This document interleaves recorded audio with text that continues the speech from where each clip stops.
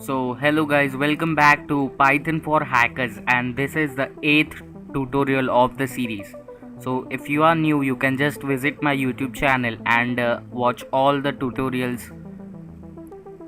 So till now we have created reverse TCP shell.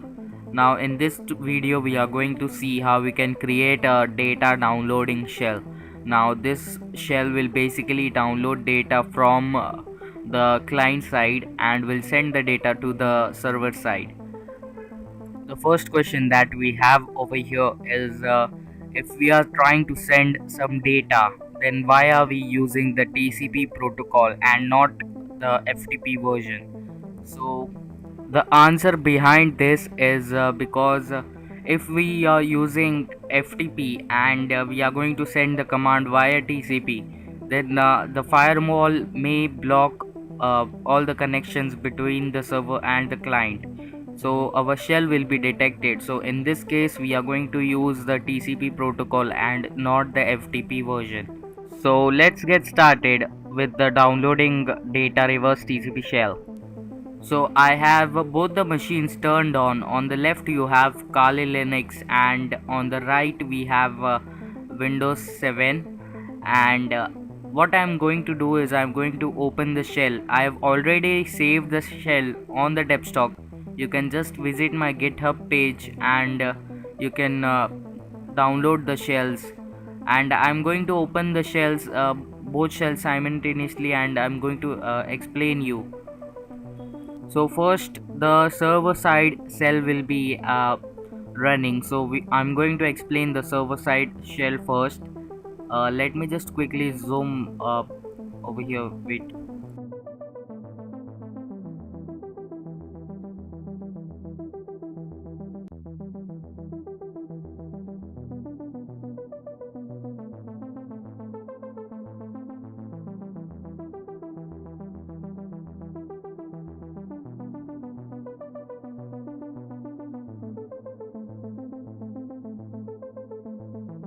Okay, so let's start. The first thing over here we have is import. Now these are basically like libraries. If you have ever programmed in C.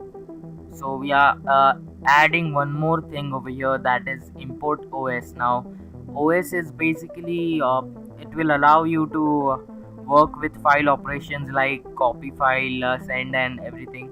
So first thing that will go is main, and main will use the connect function over here, and it will just pass it to the connect function. So we have the connect function over here, and in the connect function these are the basic shell that we had seen in the last tutorial. So these are the same commands. We have the while loop and the if statement. What we have added over here is if else statement. Now what is this? It is basically define a new command, that is download, and if if there is a download command in the command that we send, then it will trigger the transfer function over here. So let's just see what is transfer function. Now this is been added, this is a new thing. So inside transfer function we are just going to open or create a file, that is test.png, and we have a while loop over here. So as you can see, we are creating a test.png and we have while. Now bits is equal to 1024, that is basically it will assign that 1 KB should be sent, and if this line comes in bit, so we are going to print that file is not found, and if it is done, then we are going to break the sentence and write the file, and that's it for the server side. Now there is a link between the server and the client, so I'm going to explain the client side now. So we have the client side on the left. So let me just zoom in over here, and okay, so as you can see, the first three lines are the same lines that we saw. For example, we saw these two lines in the last video, and this is the file operation. So it will again go to again go to the main function over here, and the main function will again transfer it to the connect function. So let's just quickly see the connect one. So this whole thing from okay, so from here to here we have the connect function, and in the starting we have the same old thing, that is the old thing that we saw, and we have an definition over here that we saw in the server side if else statement, and this will basically split. So what it basically means is if there is a download command, for example if there is a download star path, so it will just split the command. For example, download will be the command and the path will be the file path. So let's use an example, and let's write a comment over here. For example, if I'm writing a command like download star file.exe, do it as a file.exe, and suppose I want to download a file exe, so the download path will be file.exe. Now this line will basically grab the file, and whatever is on the right of the asterisk mark will become the path. So it will start the transfer function over here, and if there is an error, then it will send the error, and we have the same else which will give the output to the server. And let's see the transfer function now.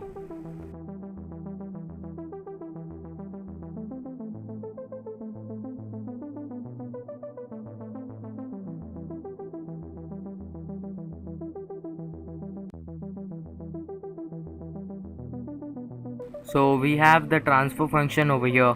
Now it will take the path, and if it will check, we are using the if loop, and it will basically check if the file exists.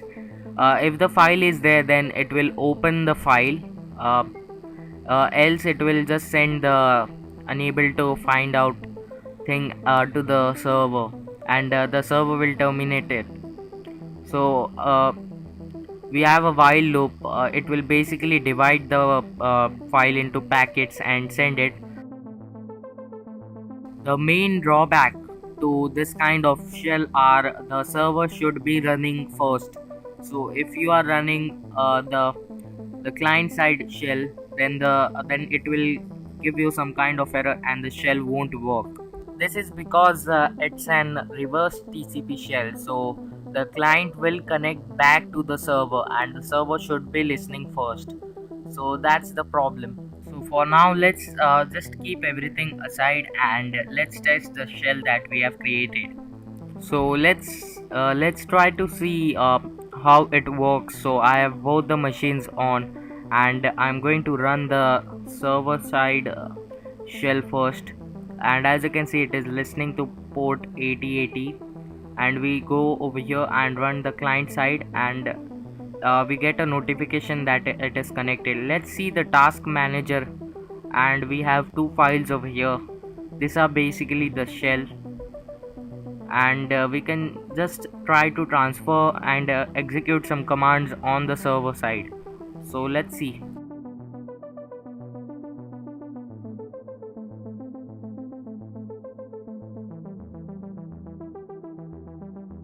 So we'll try the basic commands like directory, and we'll try to, let's just first try to use basic commands like ipconfig, and now let's download the file. So we are going to use the command download asterisk and the file name, that is client dot data.py.py. So it says transfer has been completed and we have a test file over here. Now we need to rename the file to the file that we had downloaded. So this is the file, and let's rename it quickly. And as you can see, we have the whole file over here.